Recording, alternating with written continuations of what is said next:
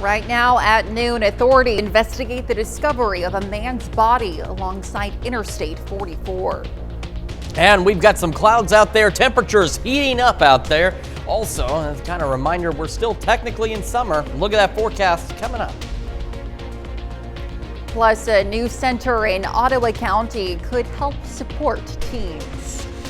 The 4 states' most watched news starts now. Authorities investigate the discovery of a man's body in a ditch along Interstate 44. This is KOAM News at noon. I'm Elise Snowy. The body was found near the Prigmore Street exit at mile marker 14.8 late Monday afternoon.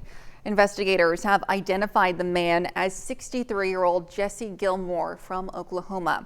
Now, we reported that authorities were looking for a vehicle related to the incident, a red 2020 Chevy Cobalt with the Oklahoma license plate PIH 667. Authorities were able to locate the vehicle late last night in Independence, Missouri. Authorities are not giving further details about the circumstances in this case, including how the car might be involved. An autopsy is scheduled for Friday. Well, a minivan and a motorcycle collide in an early morning crash. It happened today at around 8 a.m. on 32nd Street and Texas Avenue in Joplin. An eastbound motorcycle was in the turning lane and it collided with a minivan pulling out northwest on 32nd. Now, the male motorcycle operator was transported trauma to an area hospital. Now let's check in with Chris Warner for a look at the forecast. Now we've got some partly to mostly cloudy skies out there for some of us this afternoon, and we can see that with our the MoDOT camera at 20th and Rangeline in Joplin. Looking back to the north, things moving along quite nicely. Heading over to Pittsburgh, our camera downtown Pittsburgh. There's some clouds and there's some sun. So again, partly to mostly cloudy skies. Believe it or not, the clouds that we're seeing across the area are from some of those showers and storms that were off to our west early this morning. Started yesterday at 64. We were 5 degrees shy of a record, making it up to 90 yesterday. We're going to be approaching those records over the next couple of days. We're at 85 in Joplin, 81 in Pittsburgh, and as you saw before, our average high is not quite to that point. We're almost there for some of us. Clouds kept it cooler a little bit in Iola at 78. The rest of us, though, all into the low to mid 80s and starting to see some upper 80s as well out there. Through the rest of the evening, this is what we are looking at. Skies will eventually begin to clear out, and we'll have mostly clear to partly cloudy skies here and there, falling back to the mid 70s by 11 o'clock tonight. We do have some rain chances out there, but we've got some unpleasant heat that we've got to deal with as well. Details on that in the full forecast in just a few more minutes. Elise? All right, thanks, Chris. Well, members of the Miami, Oklahoma community gathered for the groundbreaking of the Boys and Girls Club of Ottawa County's new teen center. KOAM's Melissa Alexis has more. The Boys and Girls Club of Ottawa County Teen Center in Miami is a project that's been in the works for about 33 months, and now it's finally becoming a reality. The teenagers here in Miami who are looking for something positive and productive to do in the out-of-school time. So ensuring that teenagers have a safe place to go when they're not in school. The Boys and Girls Club Teen Center has come a long way, and the building is in progress.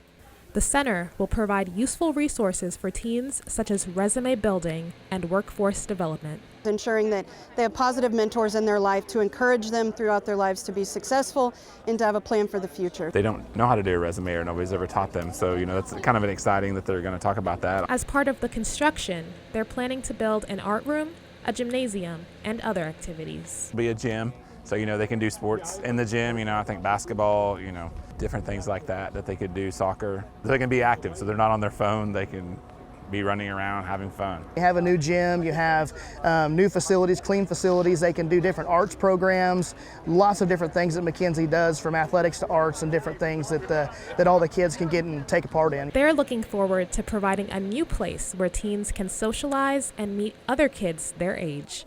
Reporting in Miami, Melissa Alexis, KOAM News. Now, Fry says they hope to have the project complete by May 2025. Well, students from around southeast Kansas got to discover future opportunities this morning at the Northeast Arma College Career Fair. Hundreds of 7th through 12th grade students attended the fair. Local businesses and vendors were available for students to meet with as they explored future avenues to success. How we got to know about the stuff so we can do them and what we know about it when we grow up. Talking to the staff, they're really nice. I like learning about what we're going to learn about and what we could go into. There's a familiar face. Our very own Tanya Bach was one of the guest speakers at today's event. Well, artists young and old can experiment with different media during a creation station at the Spiva Center for the Arts.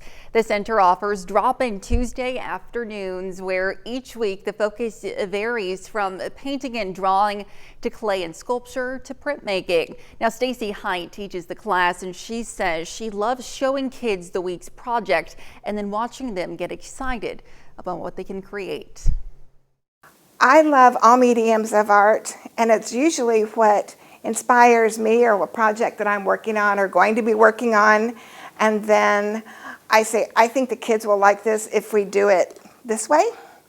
I don't really have a set curriculum. I do things in advance, but I just want to introduce artists, different mediums, and try and keep it all related to their age level. Well, Creation Station runs from 4 to 5:15 every Tuesday. Now, pre-registration is recommended as space is limited. Labette Community College hosted the Cardinal Connect Business Showcase yesterday on campus.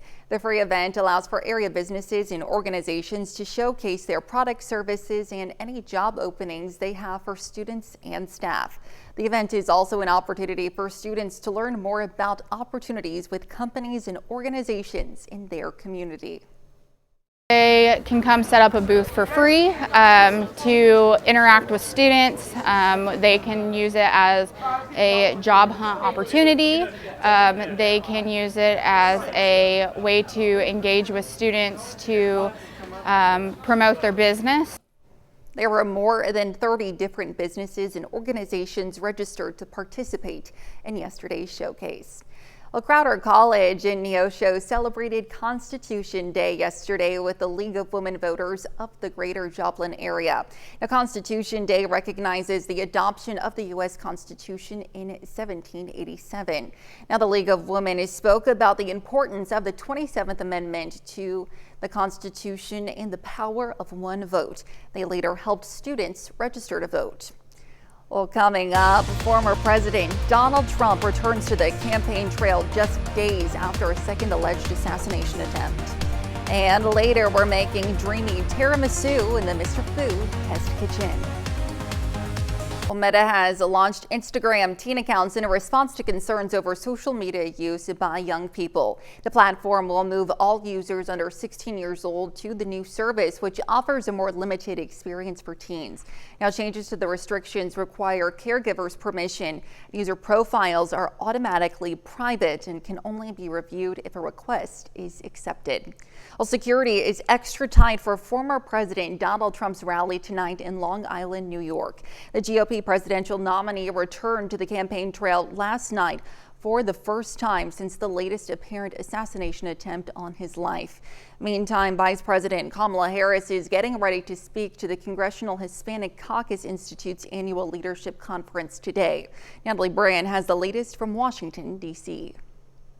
I have to say, Secret Service did a hell of a job. Former President Donald Trump praised the Secret Service during his first campaign event following Sunday's apparent attempt on his life. Only consequential presidents get shot at.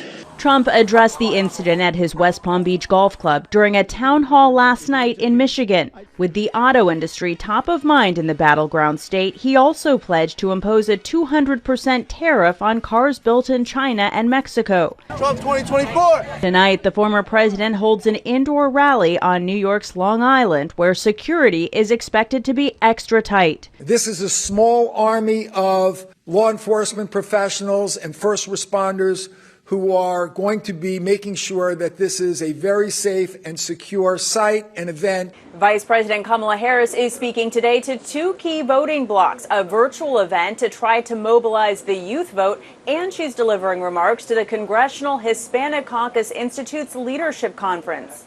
On Tuesday, Harris said there's no place for political violence, but she also criticized Trump for what she called hateful rhetoric, citing false claims he repeated about Haitian immigrants in Springfield, Ohio, eating pets. It's a crying shame, literally. Speaking to a panel of black journalists in Philadelphia, Harris was also pressed on the war in Gaza. Israel has a right to defend itself. We would.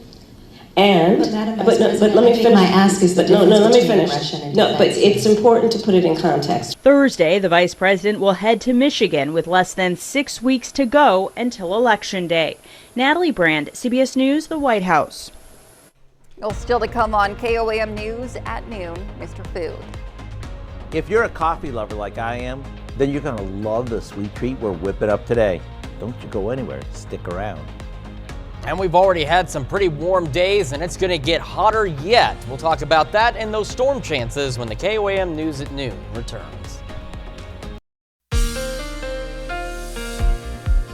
Welcome back to the KOAM News at Noon. So we are starting to heat up out there. We were hot yesterday. We're going to be hot again today. And believe it or not, it is going to continue to get hotter over the next couple of days. Let's start with the future track. We'll talk about what we're expecting to the rest of the afternoon. So the clouds we're getting out there are the remnants of some of those thunderstorms that were off to our west earlier this morning. They are long gone, but they still have some clouds with them. So we'll eventually see these clouds continue to clear, and we'll start to go mostly clear as we head later into the afternoon and evening hours. Then we go into early tomorrow morning, and we could have a few lingering showers, maybe a rumble of thunder or two as early as, say, 3-4 o'clock in the morning across southeastern Kansas. Now, these showers will try and push east, but we're really not expecting them to move much further east of the 69 corridor out there. Then on our Thursday, it is going to get hot. It's going to get muggy. We are talking heat index values tomorrow, pushing up to 100 degrees. We are just a few days from fall, and boy, it's certainly not going to feel like it. Now, as we head into Thursday evening,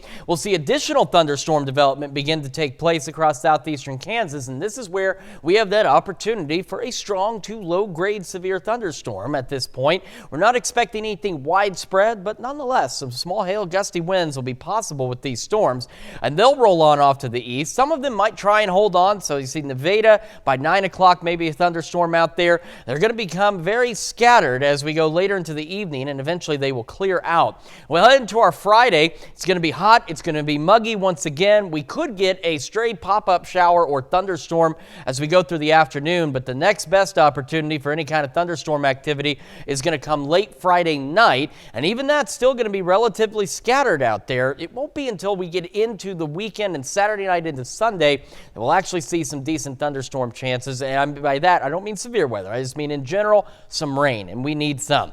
So again, this is today, but remember what we've talked about. This also goes late tonight into early tomorrow morning. Could see some of those thunderstorms, and from this morning, this has been pushed a little further to the east than where it was earlier today. And we have that low risk across most of southeast Kansas and into Oklahoma as well for some of those stronger storms. Then on our Friday, we have the scattered storm chances, but no areas highlighted at this point for any severe weather.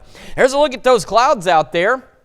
I don't know why this does that. It's been a long time since it's done that. It's 85 in Joplin, reporting mostly cloudy skies. Wind is south at 5. Feels like 87 because our dew point's creeping up there. 65 is where that's at. Heading over to Pittsburgh, our camera in downtown Pittsburgh. Again, another look at those clouds. 82 feels like 84. Dew point's up to 64. South-southwest wind at about 9 miles an hour. Temperatures out there heating up across the area. 78 is probably the cool spot on this map up in Iola. The rest of us low to mid 80s, and we're starting to creep into the upper 80s, and that's going to be ahead of highs today, right around 90. Some of you a little warmer than that. Some of you may make 88, 89, but either way you paint it roughly 10 degrees above normal. We head into the evening hours. We're talking temperatures tonight 10 to 15 degrees above normal, so we fall back into the low to mid 70s. Otherwise, mostly clear skies, south breeze 5 to 10. Winds start to pick up tomorrow, still out of the south, 10 to 15 though, gusting 20, maybe 25, low to mid 90s out there. And again, temperatures or heat index values rather close to 100 with those thunderstorm chances in the evening. That cold front will eventually get here, but by Friday you can see now we're mid upper 90s. That's what I'm talking about. We could tie or even break some record highs as we head into Friday. Still hot on Saturday, low 90s. The cold front comes in late Saturday, brings us evening thunderstorms, a few more scattered storms on Sunday.